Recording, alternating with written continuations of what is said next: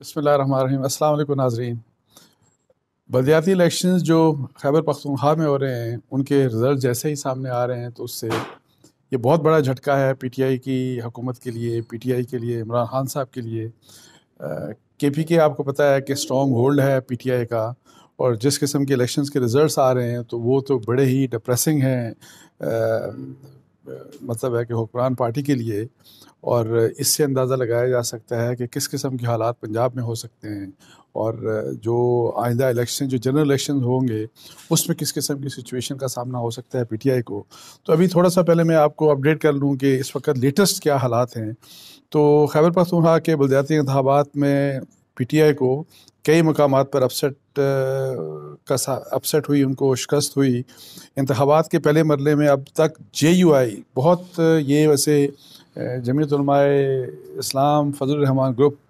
फजल रहमान साहब की जो पार्टी है, ये सबसे आगे इस वक्त जा रही है, और उनको 64 में से 19 तहसीलों में बर्तरी इस वक्त हासिल है, और सबसे आगे हैं वो। 4 में से 3 अहम शहर जो हैं, पेशावर, बन्नू और कोहाट में जेयूआई के जो मेयर हैं, मेयर के जो उम्मीदवार हैं, मतलब है कि वो इस वक्त लीड कर रहे हैं। मतलब इसका मतलब ये हुआ कि पेशावर, बन्नू और कोहाट में कम अज़ कम अभी तक के जो जो इलेक्शन जहाँ पे जिन जिन डिस्ट्रिक्ट्स और तहसीलों में हो रहे हैं, तो वहाँ पे इन 3 अहम शहरों में जो लीड करेंगे वो जेयूआई करेगी लीड। उनके उम्मीदवार मतलब है कि लीड करेंगे लोकल गवर्नमेंट्स को। तो इसी लिहाज से जो 15 तहसीलों में तहरीक इंसाफ आगे है, आज़ाद उम्मीदवारों को 12 और अवामी नेशनल पार्टी को 8 तहसीलों में बर्तरी हासिल है। जमात इस्लामी के 3, मुस्लिम लीग नून और तहरीक इस्लाह पाकिस्तान को 2-2 तहसीलों में इस वक्त वो लीड कर रहे हैं। तो अभी इलेक्शंस के ज़ाहिर रिजल्ट्स फाइनलाइज जब होंगे तो एक जो पिक्चर सामने आती नज़र आ रही है, तो उसमें पीटीआई को अगर ये कहा जाए कि उनको शिकस्त का सामना है, तो ये गलत नहीं होगा, बिकॉज़ जो अपोजिशन की पॉलिटिकल पार्टीज़ हैं, जेयूआई सबसे आगे है, और फिर एएनपी उसको फॉलो कर रही है वहाँ पे। तो इस लिहाज से मतलब है कि ये बहुत बड़ा झटका है इमरान खान साहब के लिए। और ये उनकी उनकी पॉलिसीज़ के ऊपर, जिस तरह की उनकी तर्ज़ हुक्मरानी रही, जिस तरह की उनकी गवर्नमेंट थी, इकनॉमिक पॉलिसीज़ ओवरऑल जो है, इसका मतलब ये हुआ कि लोग उससे तंग हैं। शिबली फराज साहब का मैं सुन रहा था, वो उनका ये कहना है कि जी ये बेसिकली पीटीआई का मुकाबला पीटीआई से था, इसलिए ये हार गए, आपस में मतलब है कि डिफरेंसेस होंगे पीटीआई के। अच्छा, इसी लिहाज से शौकत यूसुफजई की मैं बात सुन रहा था, तो वो महंगाई का कह रहे थे कि महंगाई की वजह से ये सारा कुछ हुआ, और वो एक्सपेक्ट ये कर रहे थे कि जो सेकंड मरहला होगा केपीके में इलेक्शंस का, लोकल गवर्नमेंट के, तो वो इलेक्शंस डिफरेंट होंगे। एक बात तो है, ये अप्रिशिएट करनी चाहिए कि इलेक्शंस फेयर थे, और फेयर होने की वजह से ही आपको पता है कि अगर ये फेयर इलेक्शन ना होते तो ज़ाहिर है जिस तरह ठप्पे हमेशा लगते रहते हैं, और हमेशा बहुत रिगिंग की जाती है, और लोकल गवर्नमेंट इलेक्शन भी बहुत रिगिंग माजी में की जाती रही, तो वो कम अज़ कम नहीं हुआ, और ये बड़ी अच्छी बात है। और फिर इसके अलावा एक और चीज़ जो अप्रिशिएट करनी चाहिए कि हुकूमत ने कम अज़ कम ये है कि जो मेयर्स के इलेक्शन हैं वो पार्टी बेसिस के ऊपर करवाए हैं, और ये है कि इसी किस्म का फ़ैसला पंजाब के सिलसिले में हो चुका है। अगर वो इस रिज़ल्ट को देख के बदल ना जाए, तो बेसिकली मेरी जो इतलात हैं, वो इमरान खान साहब को पहले भी कहा गया था कि आप पार्टी बेसिस के ऊपर मेयर्स का इलेक्शन ना करवाएं, क्योंकि अगर पार्टी बेसिस के ऊपर इलेक्शन करवाए तो ये पीटीआई को शिकस्त का सामना करना मतलब किया जा सकता है, उसको डिफ़ीट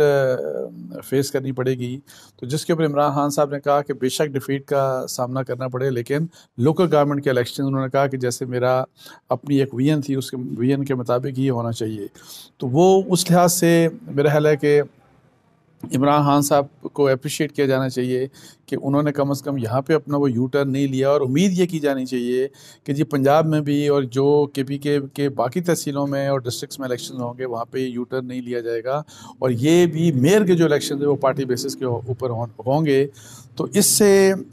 एक बात केपीके की हद तक तो चीज़ें अब क्लियर हो जाएंगी, और जो दूसरे भी आइंदा मतलब जो इलेक्शंस, जो बाकी डिस्ट्रिक्ट्स और तहसीलों में इलेक्शन होंगे, उससे मज़ीद क्लियर हो जाएगी। लेकिन पंजाब में जो है मुझे जो नज़र आ रहा है तो ये बहुत बड़ा अपसेट होगा, मुझे लगता है ऐसे है कि पीटीआई के लिए। और क्योंकि जिस किस्म के हालात आप देखें कि रहे इस मुल्क में, महंगाई की वजह से लोग बड़े परेशान हैं। और मैं इसमें आपको ये बताऊं कि ये बेसिकली अगर इमरान खान साहब समझें तो उनकी पॉलिसी यही वाली जो अपोजिशन से टकराव की पॉलिसी थी, और आपको जहाँ पे तवज्जो देनी चाहिए थी वहाँ पे तवज्जो आपकी नहीं रही, और अपोजिशन के साथ टकराव की पॉलिसी आपकी रही। लेकिन आपने साथ साथ उस टकराव के ये भी अकाउंटेबिलिटी की बात की, लेकिन अकाउंटेबिलिटी हो नहीं सकी, किसी को सज़ा आप दिलवा नहीं सके। तो ये सारी जो सिचुएशन थी, ये जिस किस्म की जो जो हालात थे, मतलब कि वोटर्स का टोटल नो कॉन्फिडेंस इस वक्त तक हमें नज़र आया है, और जो मुझे लग रहा है कि ऐसा ही नो कॉन्फिडेंस होगा। और अगर इसी किस्म के हालात आगे भी चलते रहे, और आइंदा जो अब 1.5-2 साल रह गए अगर इसी तरह रह गए अगर चलते रहे, तो मुझे यकीन है कि पीटीआई को आइंदा जो इलेक्शन होंगे 2023 में, उनमें बहुत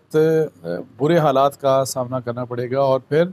मुझे नहीं लगता कि इन हालात में ये इस काबिल होंगे कि ये गवर्नमेंट बना सकें। फेडरल या पंजाब में तो दूर की बात है, अब केपीके के भी जो हालात सामने आ रहे हैं, यहाँ भी इनके हालात बहुत ख़राब हो चुके हैं। सो इसके साथ ही मुझे इजाज़त दीजिए जी, जज़ाकल्लाह, अस्सलाम वालेकुम व रहमतुल्लाह।